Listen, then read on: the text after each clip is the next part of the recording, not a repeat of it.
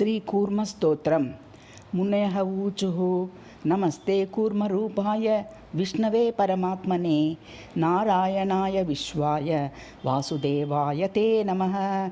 नमो नमस्ते कृष्णाय गोविन्दाय नमो नमः। माधवाय नमस्तुभ्यं नमो यज्ञेश्वराय च। सहस्रशिरसे तुभ्यं सहस्राक्षाय ते नमः। नमः सहस्रहस्ताय सहस्रचरणाय च। ओम नमो ज्ञानरूपाय परमात्मस्वरूपिणे आनन्दाय नमस्तुभ्यं मायातीताय ते नमः।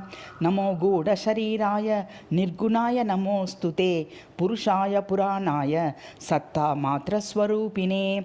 नमः सांख्याय योगाय केवलाय नमोऽस्तु ते धर्मज्ञानादिगम्याय निष्कलाय नमोऽस्तु ते। नमस्ते व्योमरूपाय महायोगेश्वराय च परावराणां प्रभवे वेदवेद्याय ते नमः। नमो बुद्धाय शुद्धाय नमो युक्ताय हेतवे नमो नमो नमस्तुभ्यं मायिने वेदसे नमः। नमोऽस्तु ते वराहाय नारसिंहाय ते नमः। वामनाय नमस्तुभ्यं ह्यशिकेशाय ते नमः। स्वर्गापवर्गदात्रे च नमो प्रतिहतात्मने नमो योगादिगम्याय योगिने योगदायिने। देवानां पतये तुभ्यं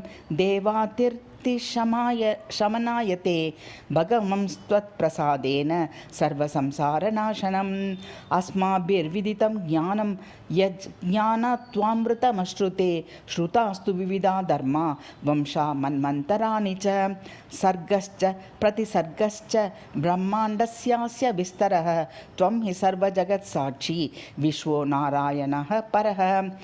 त्रातुमर्हस्य नन्तात्मा त्वामेव शरणं गताः इति कूर्मपुराणे उत्तरभागे षट्चत्वारिंशोऽध्याये मुनिभिः कृतं श्रीकूर्मस्तोत्रम्।